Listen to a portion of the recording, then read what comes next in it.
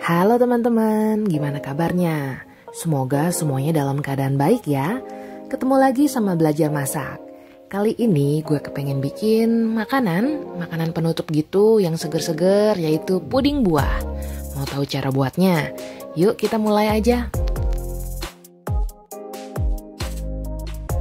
Oke, yang pertama ini gue mau jelasin dulu bahan-bahannya. Bahan-bahannya juga gampang banget. Yang pertama itu kalian bakalan butuh bubuk agar-agar. Di sini gue pakai yang warnanya bening atau putih gitu ya, yang tanpa warna. Terus di sini juga ada susu. Gue pakai jenis susu UHT yang full cream. Terus ditambahin sama susu bubuk biar rasanya lebih nyusu gitu, lebih pekat lagi. Berikutnya di sini juga bakalan gue pakein topping. Toppingnya itu adalah fruit cocktail. Tapi kalau teman-teman mau pakai buah yang masih fresh juga nggak apa-apa. Terus biar lebih banyak lagi isinya, di sini bakalan gue tambahin sama nata de coco. Kalau teman-teman nggak ada, di skip juga boleh.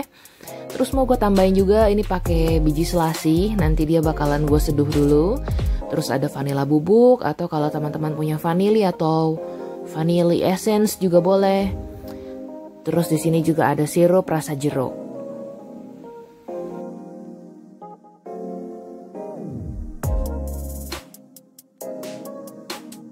Tahapan yang pertama, di sini gue bakalan siapin ramuan pudingnya. Jadi yang pertama ini ada bubuk agar-agar. Kebetulan gue pakai yang merek Swallow, sekitar 7 gram gitu. Dan dia bakalan dicampur sama sekitar 900 cc atau mililiter susu. Jadi di sini gue nggak nambahin air, cuma full susu aja.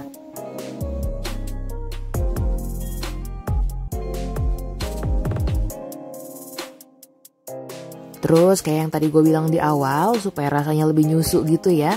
Jadi dia bakalan gue tambahin sama susu bubuk lagi. Tapi kalau teman-teman yang gak mau juga gak apa-apa. Ini berdasarkan selera aja sih.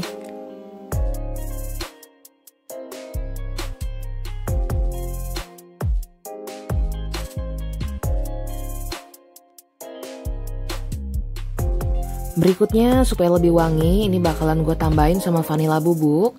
Tapi kalau teman-teman gak punya, bisa diganti sama vanili atau pakai vanilla essence yang bentuknya seperti sirup gitu ya. Takarannya ini sesuai selera aja, cuma gue saranin jangan terlalu banyak karena si vanilla bubuk ini dia rasanya agak getir gitu ya, kayak kehidupan.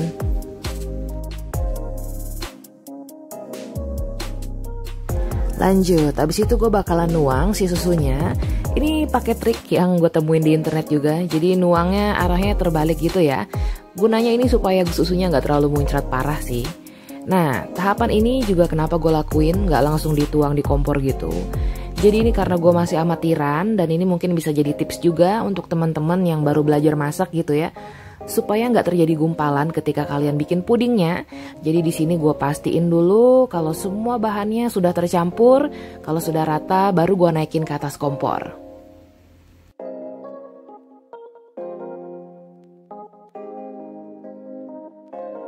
Kalau bahan-bahannya sudah tercampur dan udah pasti nggak ada gumpalan lagi, baru teman-teman naikin ke atas kompor. Ini bakalan gue masak pakai api kecil aja sampai si pudingnya benar-benar mendidih, sampai dia mengental gitu ya.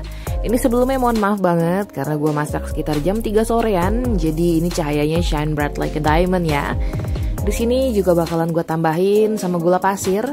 Gue sih takarannya sekitar 8-10 sendok makan, tapi tergantung selera teman-teman.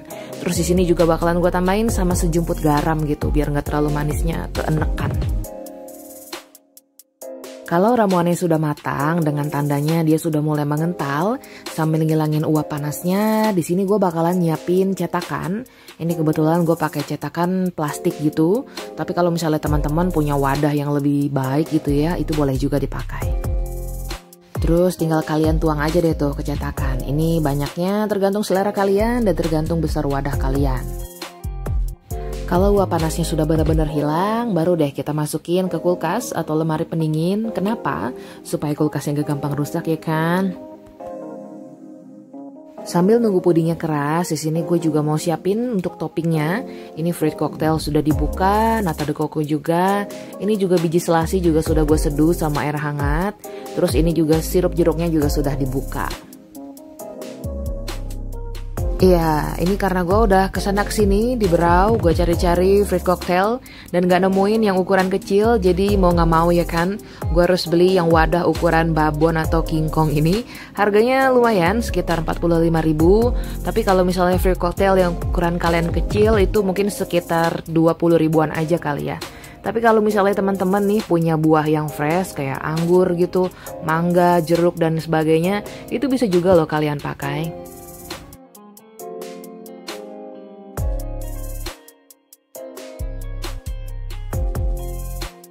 Nah, kalau si nata de coco ini sih optional banget ya kan. Jadi karena gue berpikir apa ya, biar isinya lebih banyak gitu. Jadi yang terlintas di kepala gue nata de coco ya udah gue pakein aja.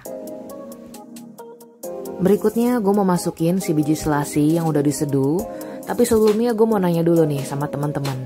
Kira-kira ada nggak dari kalian gitu yang waktu kecil pernah dibohongin sama orang tua atau kerabat kalau selasih ini dibilangnya telur kodok?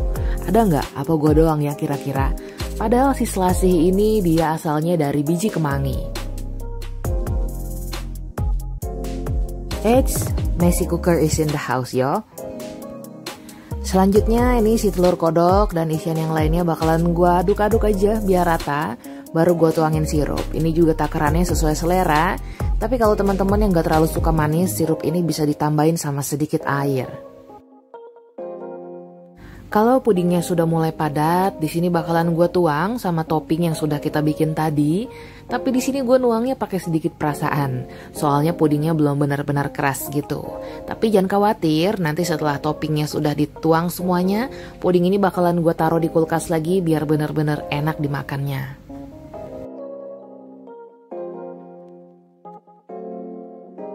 Supaya lebih cantik dan lebih eye catching lagi, di sini bakalan gue tambahin sama buah cherry.